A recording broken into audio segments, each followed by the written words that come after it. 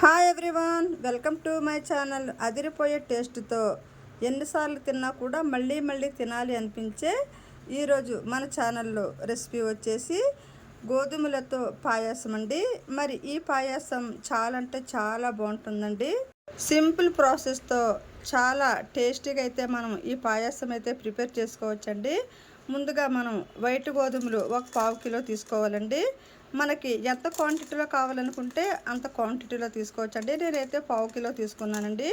1/2 kilo గోధుమలు తీసుకున్న తర్వాత ఈ గోధుమలు నీట్గా వాటర్ వేసి ఒకసారి అయితే కడిగేసి ఈ వాటర్ అయితే వంపేయాలండి.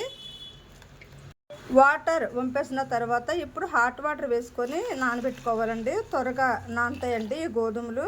హాట్ వాటర్ వేసుకొని నానబెట్టుకుంటే త్వరగా నానతాయండి ఈ గోధుమలు బాగా నానాలండి. ఎంత బాగా నానితే మనకి పాయసం అంత టేస్టీగా చాలా అంటే చాలా బాగుంటుందండి.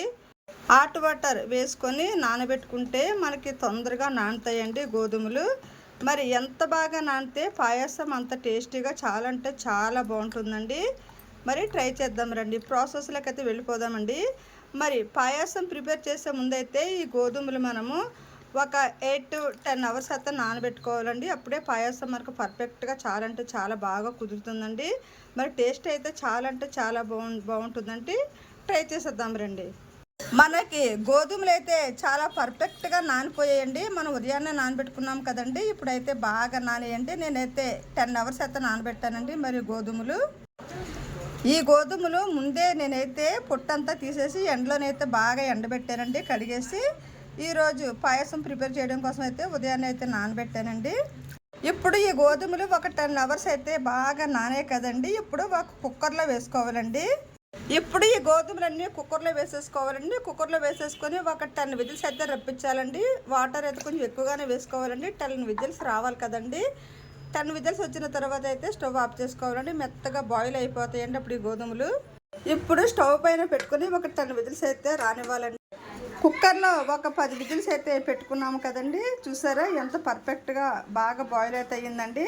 ఇప్పుడు ఒకసారి ఇది ఇలా మెత్తగా చేసేసుకోవాలండి. ఇలా మెత్తగా చేసుకున్న తర్వాత దీన్ని మళ్ళీ మనం మిక్సీలో కూడా వేసుకొని ఒకసారి తిప్పుకొని అయితే ఆపేసుకోవాలండి. ఆల్రెడీ అయితే మనకి అయ్యిందండి, కానీ మిక్సీలో కూడా ఒకసారి అయితే వేసుకోవాలండి. ఇప్పుడు ఇవన్నీ ఇలాగా మిక్సీలో వేసేసుకోవాలండి. మొత్తం మిక్సీలో వేసేసుకున్న తర్వాత మిక్సీ పట్టేసుకోవాలండి. అన్నీ ఇలా మిక్సీలో వేసేసుకోవాలి. మనము ఇలాగా బరగ్గా మిక్సీ పట్టుకోవాలండి. చూసారా, మెత్తగా అయితే అవ్వాల్సిన అవసరం లేదండి. ఇలా బరగ్గా మిక్సీ పట్టుకుంటే సరిపోతుందండి. టేస్ట్ అయితే చాలా బాగుంటుంది. ట్రై చేయండి. ఇలా బరగ్గా మిక్సీ పట్టేసుకున్నాం కదండి. మిక్సీ పట్టుకున్న తర్వాత మళ్ళీ ఇలా ఒక కుక్కర్లో వేసుకోవాలండి. చూసారా, మనకి ఇది పాలగుండ అండి. ఇది ఈ రెసిపీలో వేసుకుంటే చాలా అంటే చాలా బాగుంటుందండి. పాలగుండ ఒక 3 స్పూన్లు వేసుకొని అయితే వాటర్లో నానబెట్టుకోవాలండి. పాలగుండ ఇలా ఒక 1 అవర్ అయితే వాటర్లో వేసుకుని అయితే నానబెట్టాలండి. 2 టైమ్స్ వాటర్ పంపేసిన తర్వాత మళ్ళీ వేసుకున్న వాటర్లో అయితే నాననివ్వాలండి. మనకి పాలగుండ అయితే చాలా పర్ఫెక్ట్గా బాగా నానిందండి. ఇప్పుడు మనము బాగా మరిగించి పెట్టుకున్న పాలు, కొబ్బరి కూడా వేసుకోవాలండి. తురుము పెట్టుకున్న కొబ్బరి, మరిగి చల్లార్చుకున్న పాలు కూడా వేసుకోవాలండి. ఇప్పుడు మనము ఈ పాలు కూడా ఇందులో వేసేసుకోవాలండి. పాలు వేసేసుకున్నాం కదా. ఇప్పుడు మనము తురుము పెట్టుకున్న కొబ్బరి కూడా వేసేసుకోవాలండి దీంట్లో. ఇప్పుడు మనము పాలు, కొబ్బరి వేసుకున్నాం కదండి. ఒకసారి ఇలా బాగా కలుపుకోవాలండి. మొత్తం పాలు, కొబ్బరి అంతా కలిసేటట్టుగా ఒకసారి అయితే మనం బాగా కలుపుకోవాలండి. చూస్తారా, ఇలా బాగా కలిపేసుకోవాలండి. మధ్యలో ఒకసారి ఇలా కలుపుతూ ఉండాలండి. మనం ఈ మిశ్రమాన్ని అయితే పాలలో ఉడికించుకోవాలండి. పాలు, చిక్కటి పాలు వేసుకొని పాలలో బాగా ఉడికించుకుంటే టేస్ట్ అయితే చాలా అంటే చాలా బాగుంటుందండి. ఇలా మెత్తగా ఉడికించుకోవాలండి పాలలోను. మనకి ఈ మిశ్రమం అయితే చాలా పర్ఫెక్ట్గా చాలా అంటే చాలా మెత్తగా ఉడికిపోయిందండి. చూసారా ఎంత మెత్తగా ఉడికిపోయిందో. ఇలా మెత్తగా ఉడికించుకోవాలండి. మనకి ఇంకా కొంచెం పాలు అయితే పడతాయండి. మరి కొంచెం పాలు అయితే వేసుకోవాలండి. పాలు వేసుకున్న తర్వాత మళ్ళీ ఒకసారి అయితే ఇలా బాగా కలుపుకోవాలండి. కాచి చల్లార్చిన పాలు అయితే వేసుకోవాలండి దీంట్లోని. మళ్ళీ ఒకసారి అయితే ఇలా బాగా కలుపుకోవాలండి. మధ్య మధ్యలో ఇలా కలుపుతూ ఉండాలండి. ఇప్పుడు మనము ఒక పెద్ద సైజు బౌల్తో పంచదార తీసుకోవాలండి. స్వీట్కి తగినంత పంచదార వేసుకోవాలండి. ఇలా పంచదార వేసుకుంటూ కూడా ఇలా కలుపుకోవాలండి. పంచదార కరిగినంత వరకు అయితే ఇలా కరిగించుకోవాలండి. పంచదార కొంచెం ఎక్కువే వేసుకోవాలండి.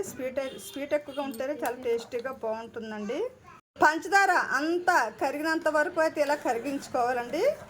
ఇలా కలుపుకుంటే పంచదార అంతా మనకి బాగా కరిగిపోతుందని చూసారా ఎంత పర్ఫెక్ట్గా కరిగిపోయిందో పంచదార అంతా కూడాను. పంచదార అయితే బాగా కరిగిపోయిందండి. చూసారా పంచదార బాగా కరిగిపోయిందండి. ఇప్పుడు మనము ముందుగా పాలగుండ నానబెట్టుకున్నాము కదండి. ఇప్పుడు పాలగుండ వేసుకుంటూ ఇలా కలుపుతూ ఉండాలండి. స్లోగా వేసుకుంటూ పాలగుండ ఇలా కలుపుతూ ఉండాలండి. మనకి ఈ రెసిపీలో పాలగుండ వేసుకుంటే చాలా పర్ఫెక్ట్గా, చాలా స్టిక్గా, చాలా అంటే చాలా బాగా వస్తుందండి పాయసం. చూసారా ఎలా వస్తుందో, మరి చాలా బాగుంటుందండి టేస్ట్ అయితే. ఇలా పాలగుండ వేసుకుంటూ ఇలా కలుపుతూ ఉండాలండి. మనకి చూసారా ఎంత చిక్కగా అవుతుందో. ఇలా వేసుకుంటేనే పర్ఫెక్ట్గా చాలా అంటే చాలా బాగా వస్తుందండి. చూసారా పాలగుండ వేసిన వెంటనే దగ్గరికి అయితే బాగా చిక్కగా అయిపోయిందండి. చూసారా కంటెస్టెంట్ ఎంత చిక్కగా అయిపోయిందో చూడండి. ఇప్పుడు ఈ మిశ్రమాన్ని అయితే బాగా ఉడికించుకోవాలండి. స్టవ్ లో ఫ్లేమ్లో పెట్టుకొని అయితే దగ్గరికి అయితే ఉడికించుకోవాలండి. ఒక 10 నిమిషాల పాటు అయితే ఉడికించుకుంటే పర్ఫెక్ట్గా రెడీ అవుతుందండి. మరి ఈ పాయసం అయితే మనకి గోధుమలతో పాయసం అయితే పర్ఫెక్ట్గా రెడీ అయిపోయిందండి. స్టవ్ కూడా ఆఫ్ చేసానండి. చూసారా ఎంత స్టిక్గా వచ్చిందో మనకి పాయసం అయితే. చాలా పర్ఫెక్ట్గా చాలా అంటే చాలా బాగా వచ్చిందండి. మనము ఈ రెసిపీని పంచదారతో చేసుకున్నాం కదండి. మనము కావాలంటే బెల్లం పౌడర్తో కూడా చేసుకోవచ్చండి. మరి నేనైతే కొంచెం సైడ్కి తీసి అయితే బెల్లం పౌడర్తో కూడా ప్రిపేర్ చేశానండి. మనము కావాలంటే కొంచెం బెల్లం పౌడర్తో కూడా ప్రిపేర్ చేసుకోవచ్చండి. మరి నేను ఇదైతే కొంచెం బెల్లం పౌడర్ వేసి అయితే ప్రిపేర్ చేశానండి.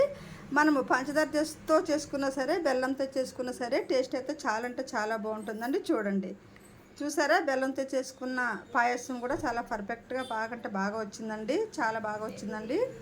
మంచి టేస్ట్ కోసం, మంచి ఫ్లేవర్ కోసం చిటికెడు సాల్ట్ కూడా యాడ్ చేసుకోవచ్చండి. మనకి ఇది ఆప్షనల్ మాత్రమేనండి. కావాలంటే వేసుకోవచ్చండి, లేకపోతే వేసుకోకపోయినా పర్వాలేదండి. అదిరిపోయే టేస్ట్తో ఎన్నిసార్లు తిన్నా కూడా మళ్ళీ మళ్ళీ తినాలి అనిపించే గోధుమలతో పాయసం అయితే చాలా అంటే చాలా బాగా రెడీ అయిందండి. మరి స్వీట్ అయితే చాలా అంటే చాలా బాగుంటుందండి. ట్రెడిషనల్ స్వీట్ చూసారా ఎంత పర్ఫెక్ట్గా వచ్చిందో.